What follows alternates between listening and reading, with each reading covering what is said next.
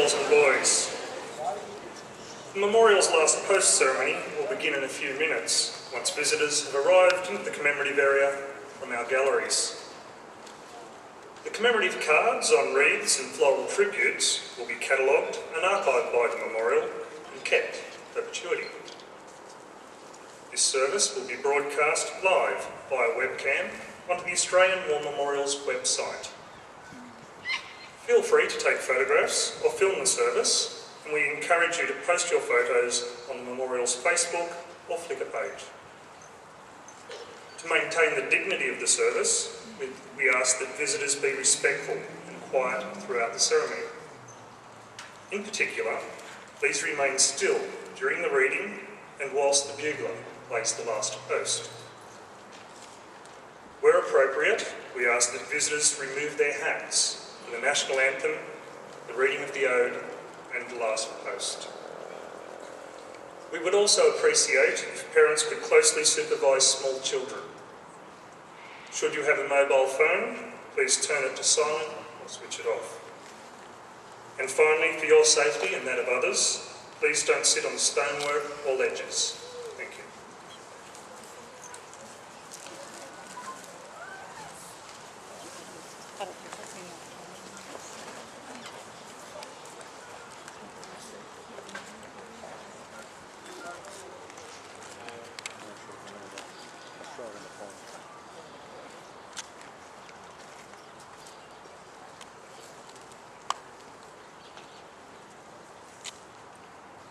Good evening, visitors. Welcome to the Australian War Memorial's last post ceremony.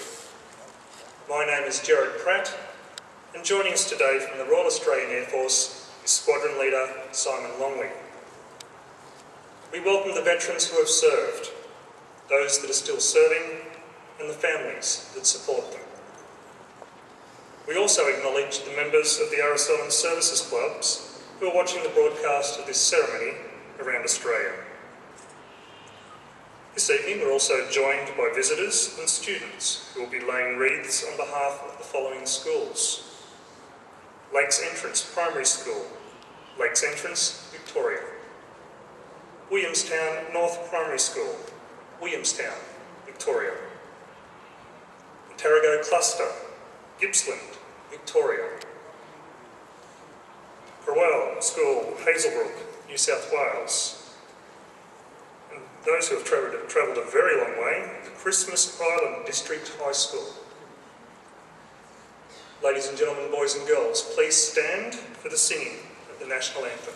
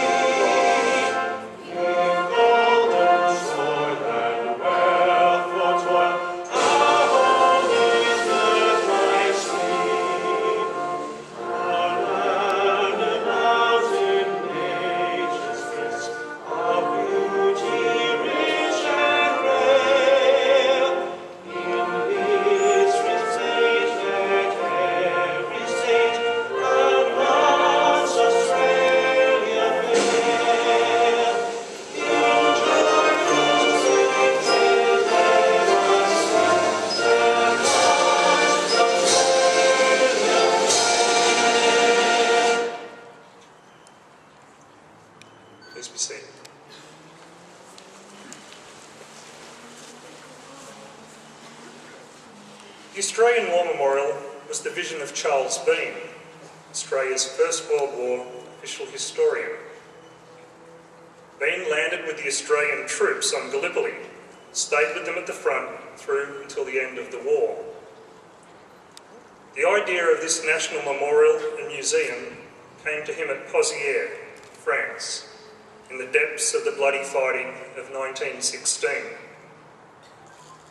Bean's idea was that this would be a place where families, friends and Australians could mourn their loved ones buried in faraway lands. but also be a place that could help all Australians understand what these men and women had endured and what they had done for us. Bean's vision, to which we remain true, is best expressed as inscribed in the entrance to the Memorial's galleries. Here is their spirit, in the heart of the land they loved, and here we guard the record which they themselves made. Tonight, we will read the story behind just one of those on the Roll of Honour, which lists more than 102,000 men and women who have given their lives for us in war and other operations for more than a century. But first, we present a lament, Flowers of the Forest. Wreaths or floral tributes will now be laid at the base of the pool of reflection.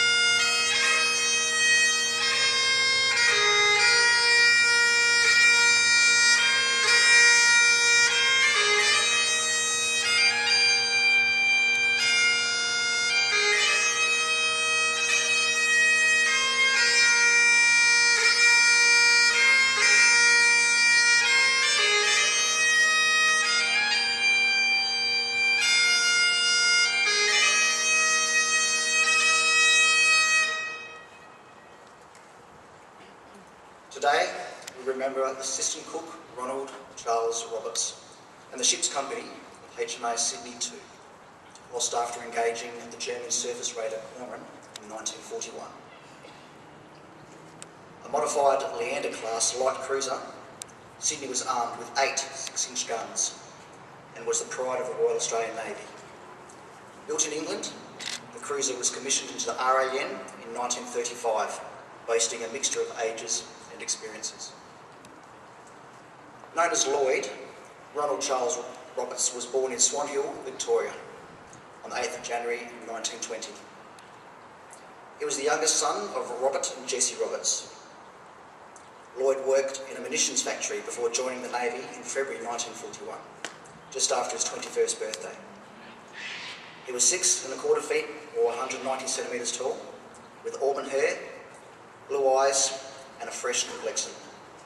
When he enlisted, he also had a sister serving as a nurse overseas and a brother in the army. After completing his initial training at HMAS Cerberus, Roberts was posted to Sydney in early October 1941. However, his time at sea would be all too brief. On the 19th of November, Sydney was steaming back to Fremantle, having escorted a troop ship part of the way to Singapore. At about 4 p.m, the cruiser spotted a suspicious merchant ship and decided to investigate. By 5:30 p.m, Sydney had almost drawn alongside the vessel when it revealed its true identity as a German raider. Hoisting the German naval ensign, Cormoran opened fire with its guns and torpedoes. Its first salvo slammed into Sydney's bridge. The Australian cruiser returned fire, but Cormoran's second and third salvos again hit Sydney's bridge and amidships. The cruiser's three main turrets were soon out of action, but the fourth kept up fast and accurate fire that hit the raider's funnel in the engine room. Sydney, in turn, was hit by a torpedo between turrets. Mortally damaged and ablaze, Sydney turned away from the raider but continued to fight, using its secondary armament and torpedoes. Cormoran was also burning. At 6:25, the captain of the Cormoran gave the order to abandon ship. As the German sailors evacuated their stricken vessel, they watched the Australian cruiser, now only a distant glow on the dark horizon, disappearing into the night. By midnight, Sydney was gone, lost with all 645 hands, including Roberts. He was 21 years old. On the 5th anniversary of his death, the Roberts family placed an in memoriam notice in the newspaper that read simply, "He was so dear to us."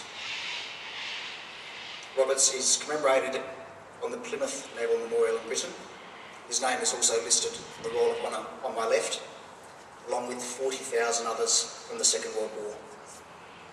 There is no photograph in the memorial's collection to display beside the pool of reflection, but we now remember Assistant Cook Ronald Charles Roberts and all of those Australians who have given their life in the service of our nation.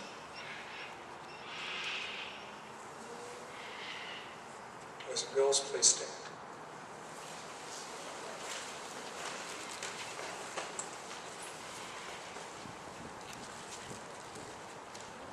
The Naval Ode.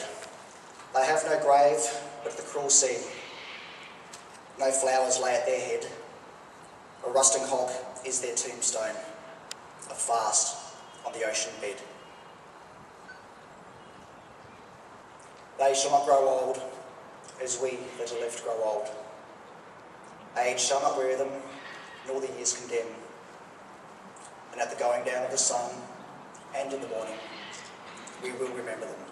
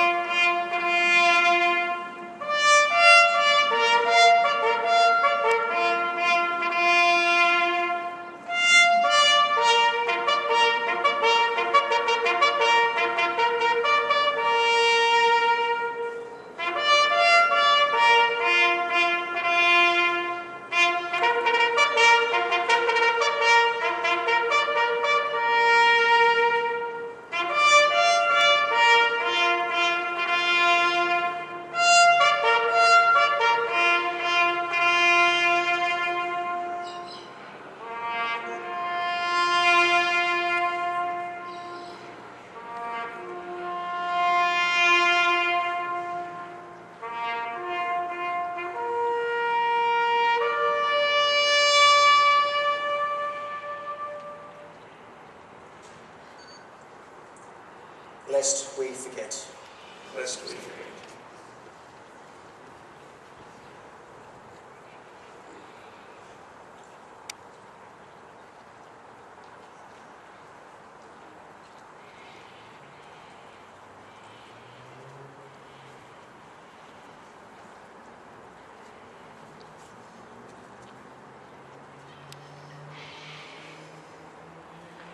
We leave you this evening in the words of the memorial's founder, Charles Bean.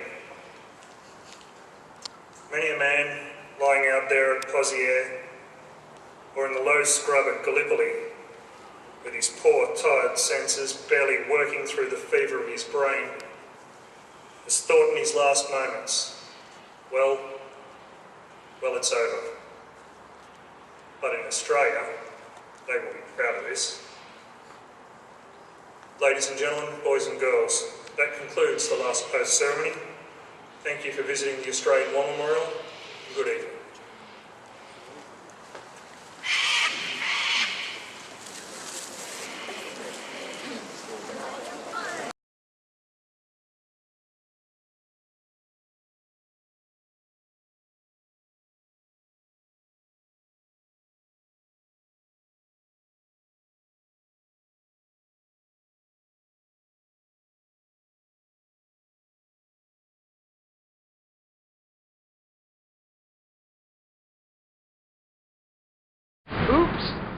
I did it again, baby. Yeah!